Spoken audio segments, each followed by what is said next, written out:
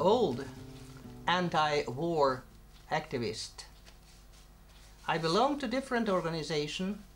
If I start with the global one, is Global Network Against Weapons and Nuclear Power in Space, where I'm in the board. And when you go to Europe, I'm in the anti-NATO network. I am the Nordic representatives when we make protest against NATO. Last one was in Lisbon. And on national level, I am the vice chair of Swedish Peace Council, and I'm also a member of Women's Left Association, Swedish Women's Left Association, and Women for Peace. My name is Yury Morozov. I am from Russian Federation. I am a doctor of military science and professor of several national and international research centers. As a former military one, I was as a UN military observer in 3 military conflicts on Balkans, Georgia, and Afghanistan. My name is Lars Gyllenhaal, and I'm a free author. I am a member of the Swedish Union of Authors and the Swedish Military History Commission, but as such I'm not paid by them. I am a free author. Why is the Arctic a hotspot, Agneta? What would you reply to that question? Well, there's a lot of things going on now, according to the ice melting and the globalization and the opening up of ice routes and sailing routes and fly routes, and the whole world in the northern part is changing.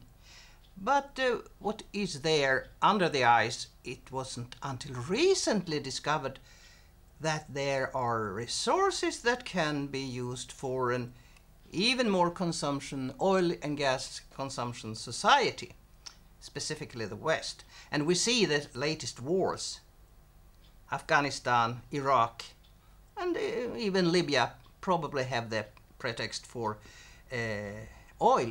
So we have to understand, if they discover there are resources under the ice that will be opened up and accessible, NATO will not be far away if we see the recent history. So as I am in the NATO network in Europe, anti-NATO network, I have been the one who has brought in this part in the discussion, and very, very many in the European countries had never heard of that the North had started to be a hotspot. So I've been working with this the last 5 years. So that's what I have to say about, for now, the Arctic region. I probably could add a lot of information, what kind of installation already there to launch maybe a space war, or they use space for their military. It's also very unknown. So that has become to be one of my subjects without my willing, because when I discover things I get really upset, and I think we have to talk about it. Really, and that's why I'm so happy that we are here, sitting and talking about this, as we are the chair of the Arctic Council, and the militarization is scarcely ever mentioned in this context. When you say we, you mean that Sweden as a state? Sweden is now the chair of the Arctic Council, and I am happy that they discuss environment and trade and economy and so on.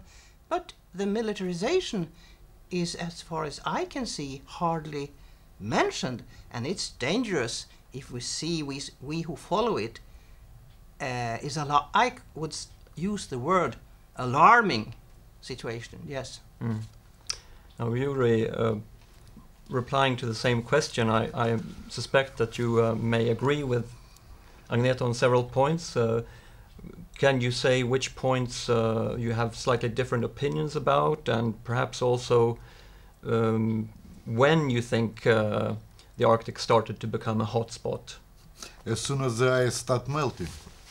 I agree, totally agree with Agneta's statement about the importance of the gas and oil resources, which are possibly to be used by the national companies which are interested to receive that resources. And also agree with the military strategic value of that region. Just from military point of view, that is a shortest passage from the north and to the east for the strategic launches, rockets, for the early warning system, for the anti-missile defense, etc., etc. That is from military point of view. But I think we are not to forget about the also importance that is the shortest passage between the north and west. If we are speaking about Eurasia region, in that regard, the importance of that region is rapidly growing, and of course it leads to the confirmation with the national and international interests, and of course each party who is involved in that trying to solve that problems which are there, trying to solve in their interest, they try to use military force. Last year I was in Washington, and I spoke in a HQ Pentagon, speaking if what is problem with the Arctic, etc. And they were proud, said that the total number of blue noses increased rapidly. Blue nose. Do you know what does it mean? No. Nor do I. That is when submarine is going under the water and appeared on a North Pole. So he's proud with the name of the blue nose. So it's unofficially, but all sailors of submarines are proud. I have a rank of blue nose, you see? So it shows that the military activity of United States increased greatly, you see? But if we are speaking about the military activity there, it's more nowadays problem with Russia and NATO, a problem with NATO, America and Russia, a problem with the Norwegian and Russian relationship. But inside NATO there are also some problems, especially with Canada and America. I don't want to touch that problem nowadays, but I just want to stress that what has Agneta told, that is a key point. Resources and all of that are, occupied second, third position, etc., etc., etc. Well, now you two have stolen many of the things I wanted to say, but perhaps I might add that I would add to this chemistry what has brought about the hotspot, the resurgence of the Russian economy, which has made possible things that were not thinkable, let's say 10 years ago, in means of starting up gas and oil projects, and also military possibilities that did not exist 10 years ago. So I would say, from my point of view, as a free author interested of the Arctic, that two main historic events have, so to say, collided. The melting of the Arctic, making possible the gas and oil projects that attract also the military, and the resurgence of the Russian economy, which also, of course, is very much related to gas and oil. One thing I would like to add, how come that Sweden, who is, as I can understand, a non-aligned but not neutral country, but at least non-aligned, and Finland, that's why I got alarmed, actually. It's from the Swedish point of view. I started to understand a couple of years ago that NATO held huge maneuvers from this place, from Luleå, F-21, and the whole area up to Kiruna. I mean, they were training war in an area big as Germany. They bragged about it. And I think there were at least 10 different nations training war here in this area, and it was conducted not from Sweden, but from Bude. And the airport used were Bude, Luleå, F-21, and Uleå, Finland, the Air Force Base. And historically, never happened was that an aircraft carrier, I haven't seen an aircraft carrier in this vicinity, I've heard about them, but the British aircraft carrier Illustrious came through Öresund and up and landed in Luleå here to train, to take off and land on the aircraft carrier. It was historical. So then I started to be extremely alarmed. And then it came, this was called, I think, Loyal Arrow.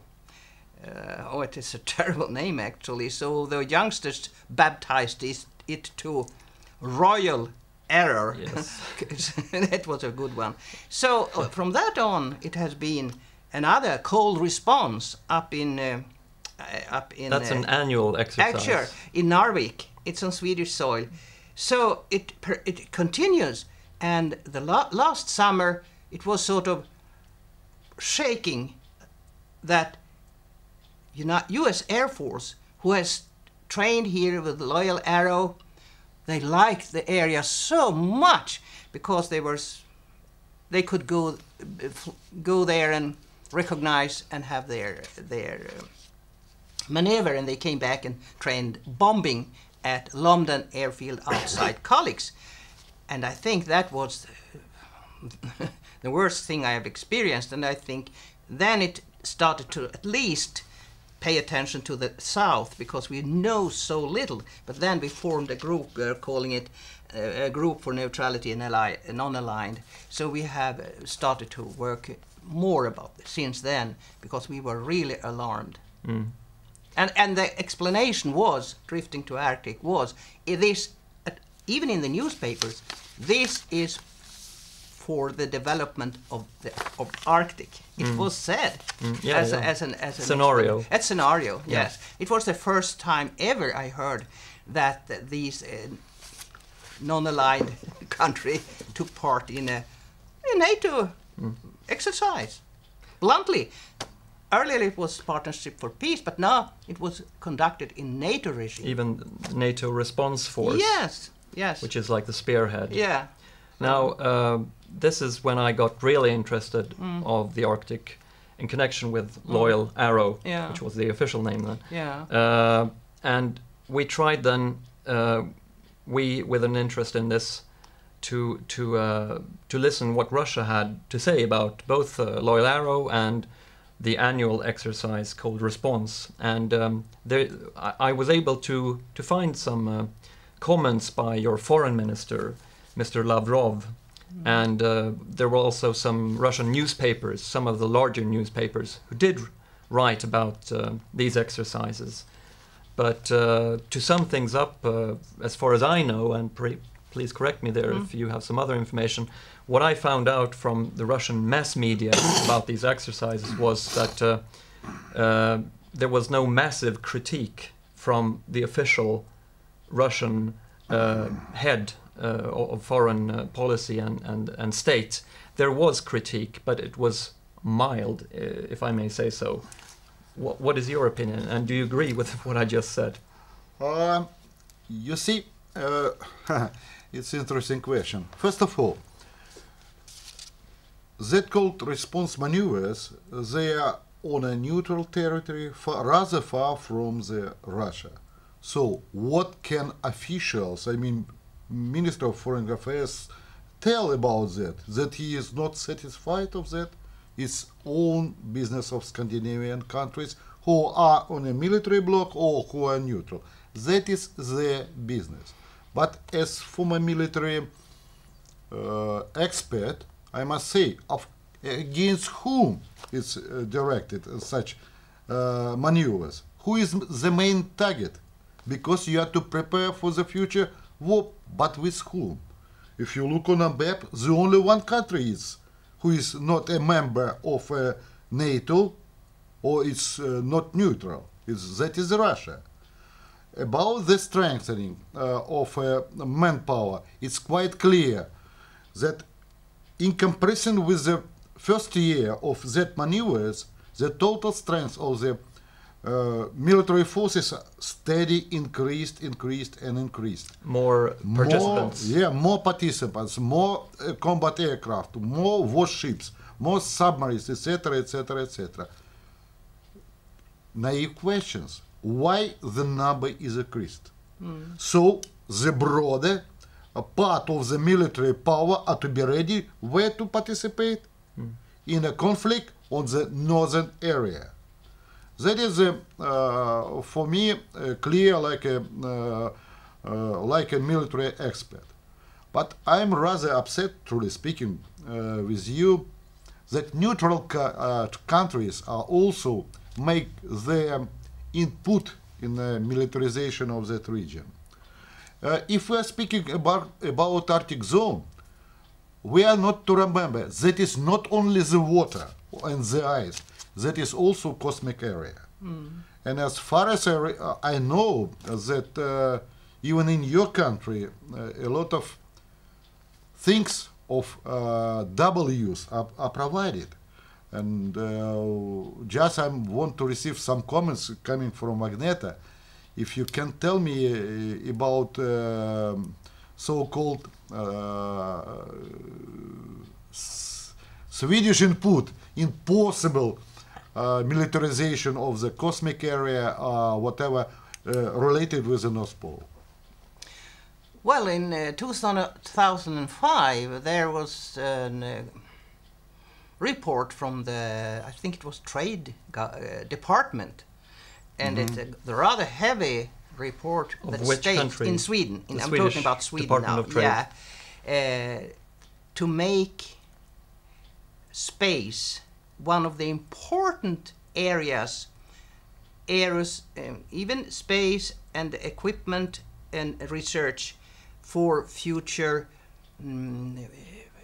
increase in the Swedish know-how and on the global scale to enhance Swedish economy. We should partly build on space manufacturing, and among them you have Saab Space, Volvo Aero. So beware when you see a beautiful car and they say that this car, no, we can't sell it anymore, we have to go to another country, but the space is still here. Saab Space is the biggest, and I think we have to start to question Saab, what they are doing actually. I just want to mention what Saab is good at. You know, when you send up a rocket like this, and you have a satellite, and it has to get lost from the rocket and come into orbit and circle. Where is Saab there? We are worldwide known for the release. What it is called, I don't know. Mechanism. There we are. We are there. Here is the satellite, here's the rocket, and there is Saab. So it can be released from the ejected. rocket. Yes. There Saab is, among other things, and then we're very good at computer installations in Saab in space, satellites and rockets, name it. And I also would like to mention Angstrom Laboratories, who is worldwide known for their production of mini-satellites. And what is a mini-satellite supposed to do? It's to be sent up and kill other enemy satellites. Surround them and kill them. That is the mini-satellite production. And I asked the women in Uppsala, start to look at Angstrom Laboratories, what they are really doing. But according to installations, I am in the board actually. I'm a teacher for small children. I teach them to read and write in my whole life, and suddenly I'm involved in things I really. I mean, I'm not educated, but I can see there is something terrible going on here. So sometimes I'm thinking, how did I end up? How did I end up here, sitting and trying to figure out how will Galileo, the recently installed Galileo satellites navigation ground station, which was installed in Kiruna, how could I know how it can be used? So I find books and read its English, From Venus to Mars. From Venus to Mars. It's how the European Space Agency, from being a commercial entity, to turn into almost total military agency. Here, the European Union steps towards the militarization of space by Frank Sleeper shows exactly what Galileo will be used for, and it is their 5th ground station is now one of 5 ground station was installed with the Lucia and songs in Kiruna in December, but nobody whatsoever, I tried to read, mentioned one word of their military implication. That's one thing. Can I ask you a question? Yeah. Now, you're saying that Kiruna, or should we say Esrange, the Swedish Space Corporation, yes. which one are you pointing the finger at? Yes, it's Esrange. I mean, Esrange is very old. It has been, I think it was installed in the late 50s, if I'm correct. But what I'm saying, they are rebuilding. Esrange is also enlarging. The radars around Esrange are mushrooming. And as I started with, I am in the board of Global Network Against Weapons and Nuclear Power in Space. And we brought Bruce Gagnon, who is the leader for this international network, to Kiruna. I think it was 3 years ago. And he told, remember, every space installation or rocket station or satellite ground station have a dual use. They can be used for civil purpose, but also for military purpose. And that was Esrange is doing, and that was Galileo is doing. And then we come to the future war. I will mention briefly, I have a t-shirt, and in the back, war starts here, let's stop it from here. But unfortunately, they have a military tank as a symbol. And even when I were in Lisbon, protesting against the NATO summit in November last year, they had a no to NATO, but they have also a military tank on it as a symbol for NATO. And I say, please, the war won't be a tank war as in Stalingrad and Kursk. It will be a space war. And many were a little bit disappointed that, well, I didn't argue with them. I just commented that it won't be a military tank. What is it called? It won't be focused on tanks anymore. No, it's not Kursk again. The world's biggest tank battle in Russia. In the world history. In the world history, yes. So what is convenient? We call it the armchair war. The armchair war is that you sit here, you have a computer in front of you, and you have a joystick like young boys, mostly boys, sit and play war games. But now it's via satellites. You can kill people on a distance from Nevada, from Park Aberport in Scotland, and different places. Israel have used it. And what do they use? They use drones, not unmanned aerial vehicles. It's called drones. And where are they trained? In North European Airspace Test Range. And where is North European Airspace Test Range? It is in northern Sweden. So we are contributing heavily to the next war, the convenient armchair war, not only by letting, for instance, Israel was there training their drones before they sent them into Gaza, and there were we are also manufacturing Neuron plane, and what I'm most scared of. Is that Saab? No, yeah, Saab, sure, Saab. I say we, it's Saab. I'm not involved actually. My taxman, I don't know. But anyhow, so the biggest, one of the world's biggest drones called Neuron is a project between Dassault in France and I think Italy and Germany and Switzerland, and they are training it in Switzerland. But we will certainly, I think they have Saab has started to test it in NEAT. I'm not sure. Does anybody know? I would like to have the information. So we are involved in the space war with installations on the ground. Esrange is the world's biggest downloading stations for images, maps over the rest of the world, which they send to different military. So we are deeply involved, I should say.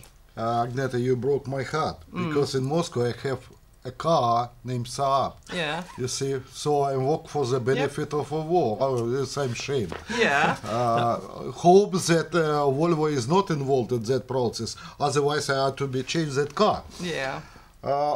Okay, it's clear for me that even so-called neutral countries are involved in that future militarization process.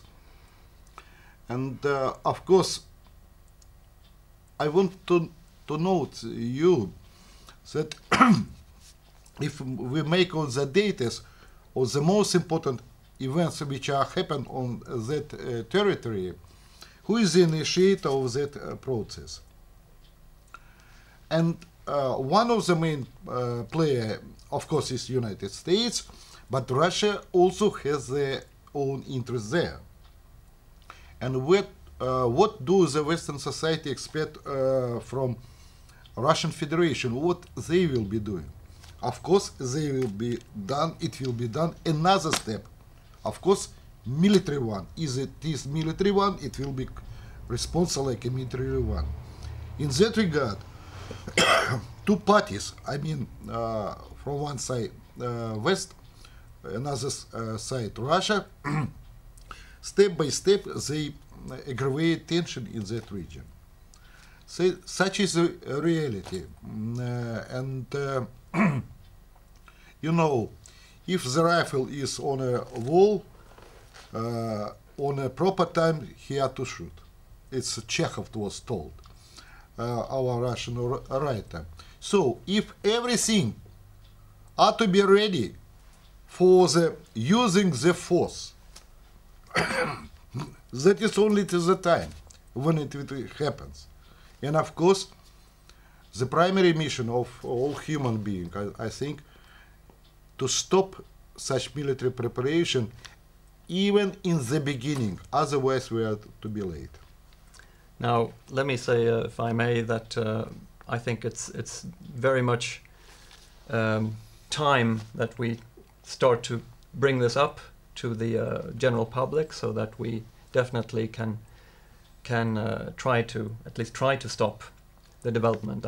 That's my very personal feeling as a father and so forth, that it's time to stop this process of militarization.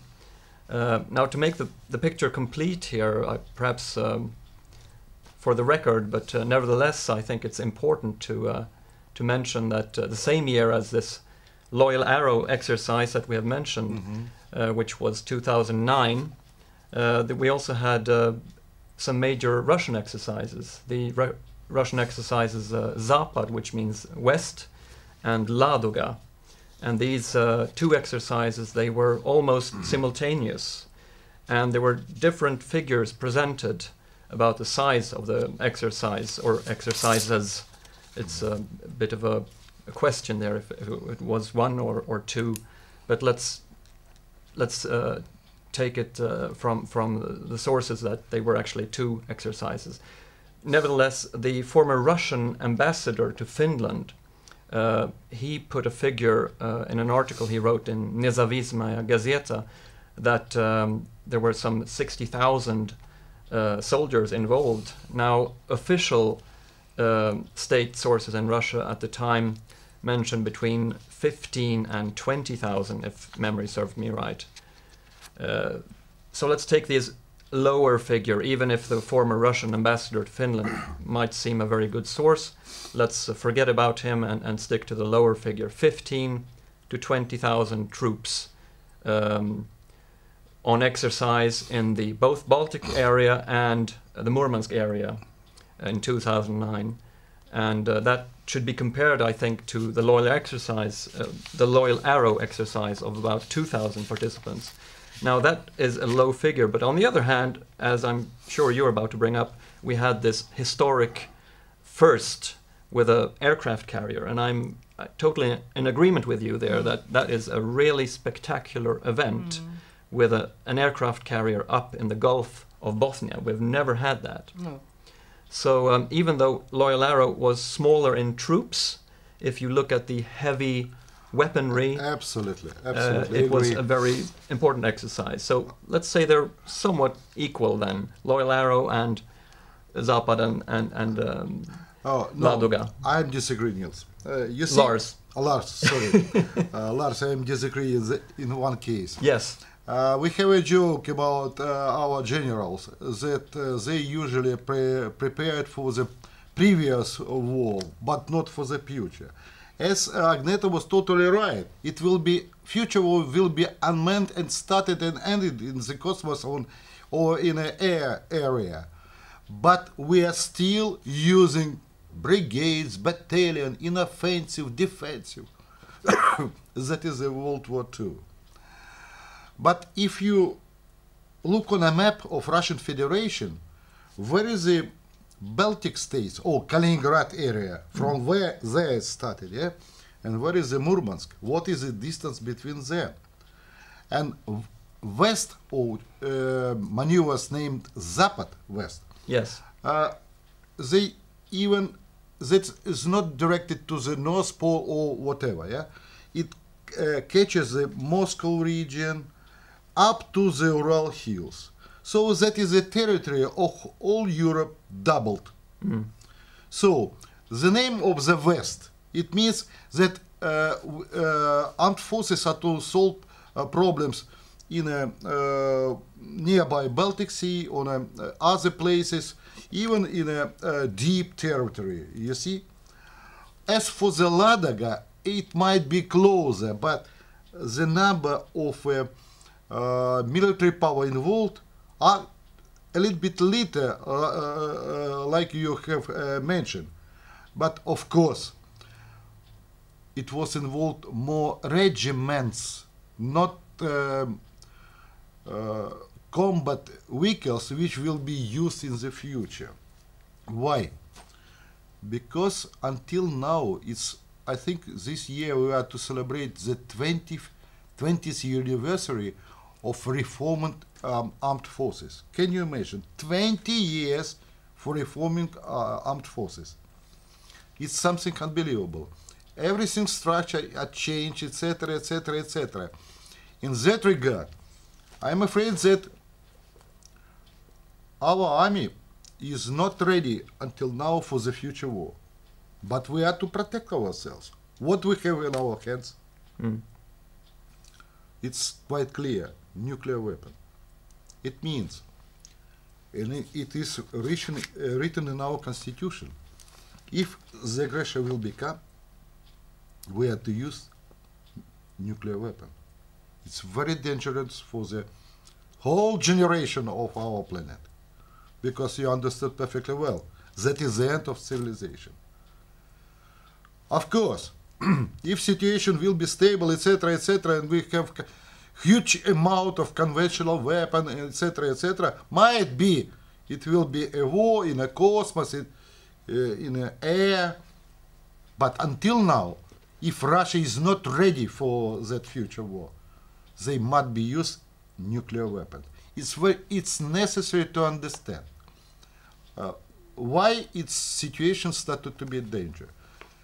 No conventional weapons, but nuclear weapon Russia has. So if somebody is expected that it will be the war with a less machine, unmanned machine, etc., Russia hasn't such. But how they are to respond? The question. I want to come in here. Sure. Because I have a map with the US bases surrounding the whole Eurasia. What is Eurasia? Eurasia is Russia and the whole continent and China. If you have the map, you see that it is encircled the whole continent, and we used to say US has a stranglehold. The basis is the US stranglehold of the world. You strangle countries. No access from Murmansk, no access from the Baltic Seas, no access to the Mediterranean because Turkey is there blocking the Black Sea, and NATO is actually now a NATO sea. And Mediterranean, there you have the 6th Fleet. So what I used to change perspective to try to make it understandable what's going on. I put all the radars that US has around Eurasian perimeter, around US. These are Russian radars in the border to Canada, and here you have towards Mexico, you have these bases, and there you have Trident submarine, but it's Russian submarine close to New York, and on the other side I show Russian submarines. So the US is totally surrounded. And then by Russia. The US is totally surrounded by Russia. To give an understanding of how we have through the years accepted that US and NATO can, during the whole Cold War and even after, surround and have deadly, decapitating first strike weapon deployed on submarine outside Murmansk. They have had it for years in Polaris and now Trident, and all the 400 bases around the Russian border. To give I just move it over to the other.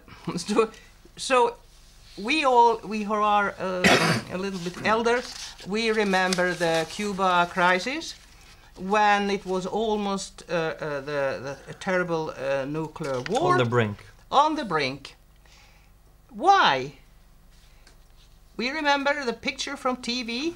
Khrushchev put a robot on the boat and went to Cuba and installed it there to show them a lesson. But we were not really educated, or at least not me, until I understood that Russia now is exposed to a gigantic Cuba crisis.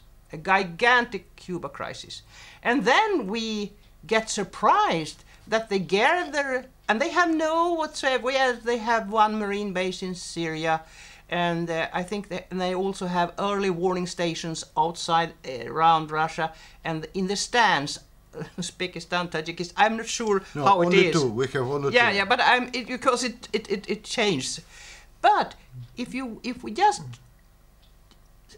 change the picture, it would be absolutely right of the US to have big maneuvers to get rid of all these Russian attack submarine and soldiers close to their border in Mexico and Canada. That's what I used to show a little understanding. Oh, because I was brought up, the Russians are coming, the Russians are coming. Since I think I was 8 years when the Hiroshima bomb fell. And since then on, and I have tried to reverse the whole picture of the situation for Russia as they were threatened by nuclear holocaust already in 1946 in Mildenhall Base in 1946. I have it from Daniel Ellsberg. He told me. I met him in New York. Daniel Ellsberg, who presented the Pentagon Papers, and he told me about all the nuclear plans for launching a first strike towards Russia. And I asked him, when did this start? In 1946, in Mildenhall Base in Great Britain, there was the strategic command were ready, standing on a certain just order from White House to launch a devastating nuclear war on an already devastated Russia. And this, I think, has to be said in this context. Agneta, you brought up history, and that's something I love. Now, could you please give your view of what happened in 2006 on Iceland? According to what I know, the U.S. Air Force and the U.S. Marines left Iceland in 2006. How does that fit into the big picture, according to you? I'm not an expert on what has happened on Iceland, but in generally I know that when US withdraw from some place, they have already arranged something that will take over. And according to Iceland, I am pretty sure that Swedish Air Force and even other Nordic Air Forces were taking turns on, like they do in the Baltic. If I compare air policing, they take turns in air policing, like Sweden was in March, I think, policing the whole Baltics, Sweden Air Force, and the same occurs in Iceland. As we are, Sweden are in the same entity. That means the northern flank, and there is Iceland, all the Nordic countries. So the solutions from Pentagon's view is that we help each other, and as the U.S. Air Force can't be everywhere, and they are, of course, for political reason, interested in that we take over what U.S. has been responsible for. So that's my answer, that Iceland is not. Well, the nuclear weapons are taken away from Keflavik for sure, and the Marines, you say, but I know from the recent map I have that they have about 11 military installations. That can be signal intelligence, that can be antennas, that can be small installations that helps the U.S. warfare, because they have it all over the world, according to Catherine Lutz in the book about U.S. installations in the world. And Iceland is mentioned as having about 11 U.S. installations. Thank you, Agneta. What would your take be on what happened in 2006, Yury? According to the Washington point of view, it is necessary to share responsibilities for what is going on. Like, for example, in Afghanistan, ISAF joining Western countries are involved for the war who were unleashed by the Washington. As for the North Pole, also it is necessary to share responsibility with NATO. And you know that Secretary General asked for, due to the melting of ice, it's necessary to increase military presence of alliance in that area. But what is unpleasant for me, or it's got serious warning, that even Scandinavian countries are to decide to organize their own military bloc, where 5 countries will be. 3 of them are NATO, you know, Norwegian, Denmark, and Iceland, but it's not clear for Finland and Sweden, because they are not Arctic countries, they are no enter for the North Pole. And as far as we know, that it will be a rather powerful organization with 600 military ships and 600 combat aircraft. If to compare all the Russian Federation forces, which are located not on the north but northwest, nothing to compare with that figures. You see, it shows that situation in a military area started to be tense, and America forced alliance to share responsibility in that region. Now, this cooperation was initiated by a report by Thorvald Stoltenberg. Has it been discussed much in Russia in open media?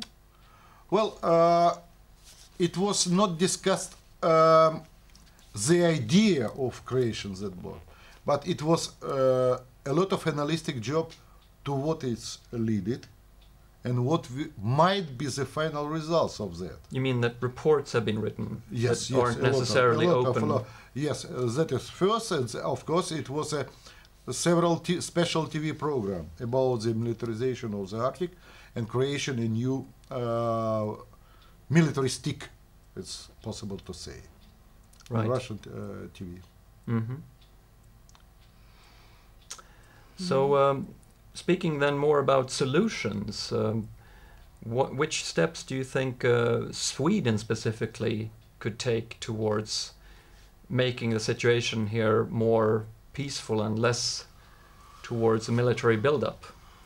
Wow, very interesting question, but nevertheless, I will try to answer.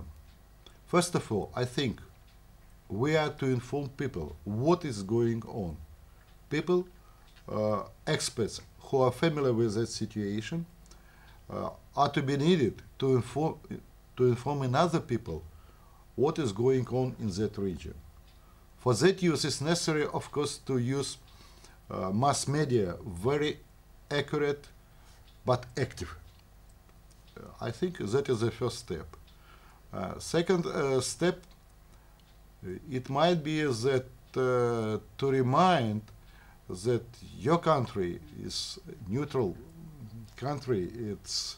I think it's not very good to be on one side who is prepared for possible aggravation of tension in that area, saying again due to the melting ice.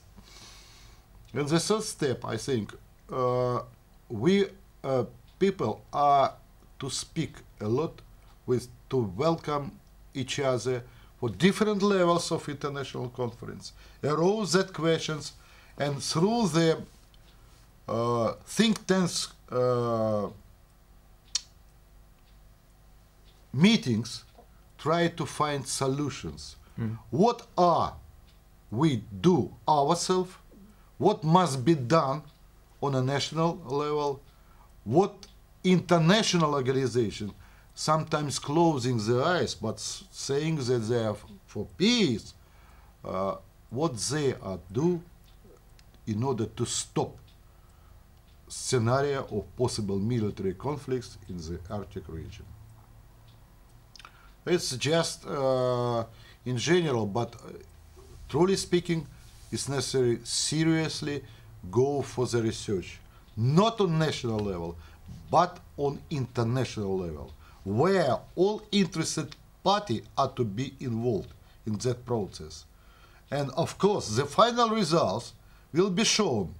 That is Russian concerns about that situation, that is Swedish concerns, that is all parties, even 5, 10, 15, and afterwards, people from different states who are involved in that international project are to provide recommendation to their national authorities. In that regard, you have to understand Russian concerns or Norwegian concerns, etc.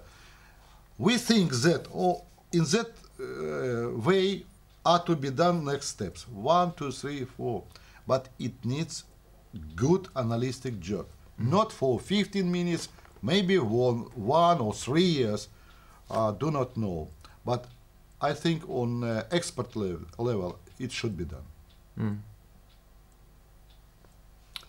A lot of paperwork is needed then. Well, I'm not so sure about. Well, it can be on paperwork, information sheets, and so on. What I'm doing all the time, but there are a lot of resistance in Europe towards NATO enlarging, And this NATO network, which I belong to, Anti-NATO.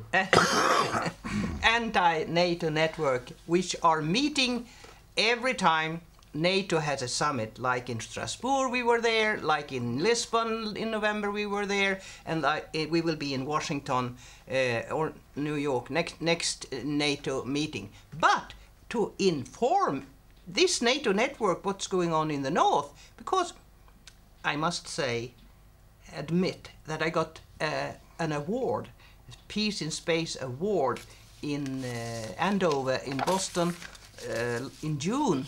Why did I get this rather prestigious award? Because I highlighted the north and the danger and the installations already there. So within all these networks that is encircling the whole globe, there is lack of understanding, even among those who used to know. That's one step. Those in place, interested in good people, has sort of overlooked this dangerous area. That's the first thing. And the other thing is that we have to have more of this. When do we invite Russian people to discuss? During the Cold War, we were traveling, we were marching in Moscow for peace, we were discussing with a lot of people on the streets, and even in Kremlin we were invited. And we were in Leningrad, we went by train, and we went by bus, 8 buses up through Sweden into Murmansk in, I think it was in '87. And we had a huge peace meeting in Murmansk. It was during the Cold War, because we were scared to death that something will happen. And the problem is now that people thought that, well, Agneta, the Cold War was over in 1989 and now you are here again. But sad to say, I see these young people meeting now. They have clear eyes. They don't have the Cold War mentality, because the Cold War mentality, according to the Russians, are still there in a way. Not hostility. It is silence. We don't even talk about Russia. If you read in newspaper, very seldom you see Russian films. There was one who said, why can't we have a festival with Russian films? There are so many good Russian films. Films. And exchange what we really were active in during the Cold War. We have to see that we have to continue to discuss, visit each other. What do you think? What do you see? Like Yury Morozov now is here, and I'm very happy for that we talk to each other. It's the same way we have always done. We in the peace movement talk to each other, discuss the solution. But first we have a very, very hard work. And I hope the Arctic Council, we are now the chair of Arctic Council, we should actively pursue them to take on the militarization, because they are on the high level. Carl Bildt should start to discuss, because we have to have it on a high political level before something real terribly happens, which I think of every day actually. Agneta, I have one question. You have mentioned that people are to fight against that settlement events, and important role of national peacekeeping organization. But I'm not very sure, but do you have a common network between national organizations who are fighting for peace in Europe? In Europe? Yeah. Well, I'm in the steering committee. Portuguese, for example. Wait, I am in the steering committee for International Peace Bureau. But it deals mostly with arms trade and so on. And the NATO network, there are Portuguese, we were in Portugal, so there are anti-NATO. So there are a lot of network, but as I said, we have to bring up this Arctic question, because it's all but neglected. I can give you an example. Last meeting, and I had an outburst, and they were really scared for me. Now she is angry. Yes, I was really angry. Why was I so angry? we have decided, because we have telephone conferences, and I said in Dublin there was a meeting, anti-NATO meeting, and we had discussed Arctic and the North must have a priority. And I came there, and it wasn't there. It was about Latin America, and we know that Latin America is also growing militarization with the bases hotspot, yeah, and the Fourth Fleet is patrolling. But this wasn't considered important because they didn't know what. So I had an outburst, as I said, and then I gave a sort of a speech I never have had,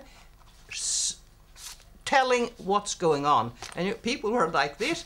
So it ended with that I had a workshop on that. But you know, they didn't consider it. That's where we are. They didn't consider it important. They couldn't really understand what I meant. So I had a workshop, and I was happy that there were not so many, because I had also already chosen Latin America workshop, but they came into my workshop, and I was happy there were newspapers, magazines, 2 filmers. So my speech is all around Europe and magazine. So it was, but it shows that even on a level where people know, they are not aware. So that we have to talk to the Russians, listen to them, see what we can do together. That's my important message for now, is to do that. One of the things, it has to be done, a lot of things, of course, but this is what I'm doing. And Lars, what about you? Your point of view? About where, what to do with that? Yeah.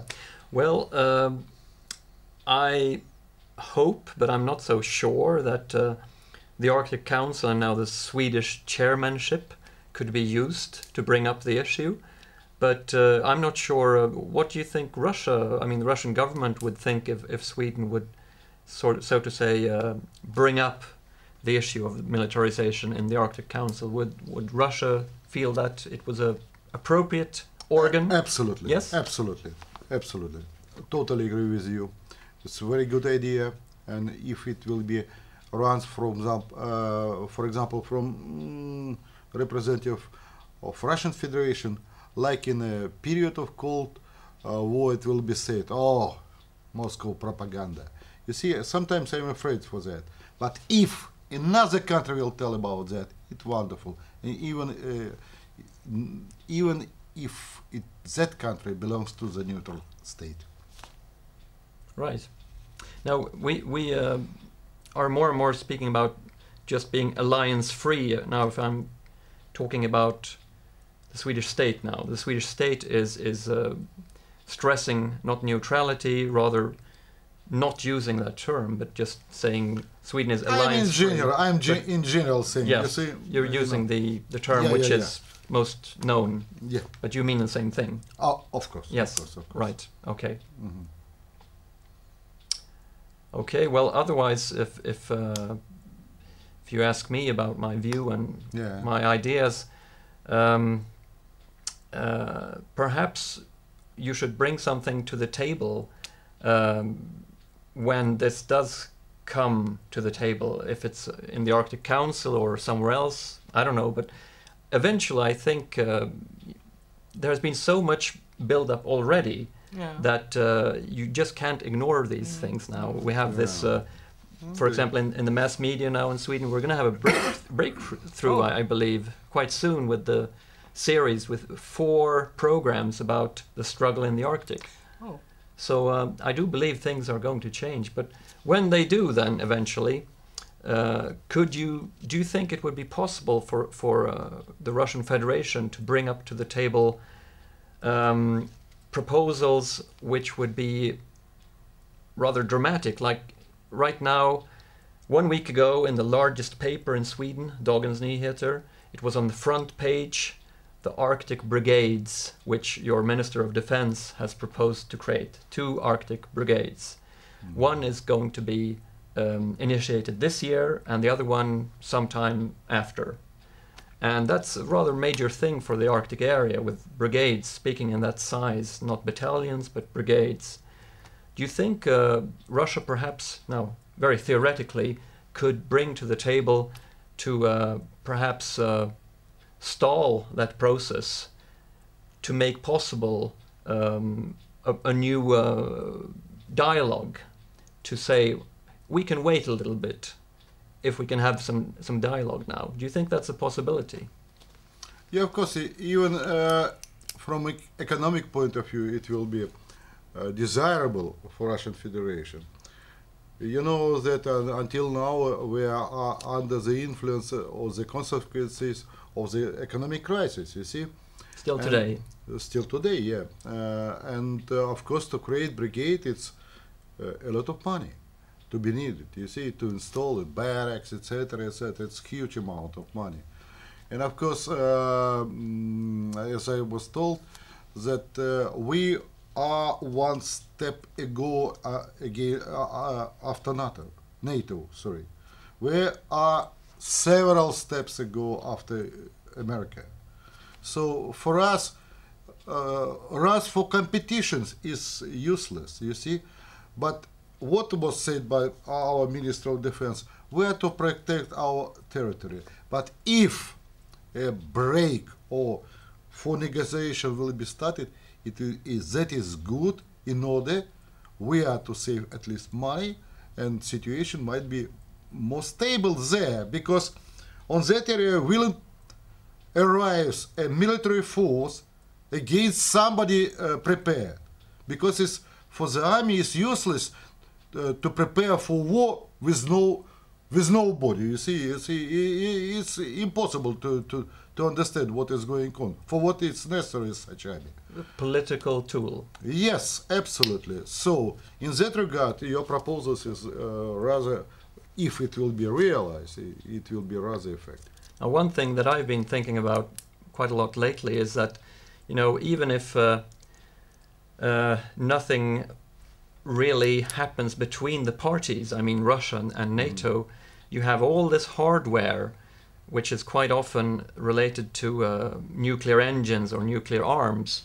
So even if you don't have a conflict, you can have accidents in the future because of the number of vehicles, the number of platforms, so that even if you don't have shots being fired, you can have enough consequences just by the number of arms and so forth. Yeah, and that is the main business, I think, even not to rule that problem, you see, and to prepare some practical steps. For example, rescue team, alarm team, might be something happens with a tanker which will be drawn in that area. You mean the oil tanker? Oh, of course, oil tanker, yeah.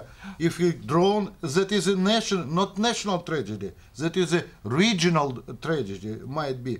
So we are to be together for that situation, you see. So there are a lot of practical steps are to be done in order even to prevent, as you say, some terrible consequences which might be in that area with the use different types of... And then there is also, I think you had this during the real Cold War, so to say, the misunderstanding possibility, where you have parties misunderstanding. You also have freak accidents, and there are, of course, individuals who can make very crazy decisions. Absolutely. They can go insane and so forth. So I sure look forward to meeting you again, and perhaps also there could be some former NATO military at the next meeting. It's interesting to talk to each other. And American active military, I think, have difficulties to talk because they are under orders and it's not as restrictions. Absolutely. But former officers. We have to talk to each other. Yeah.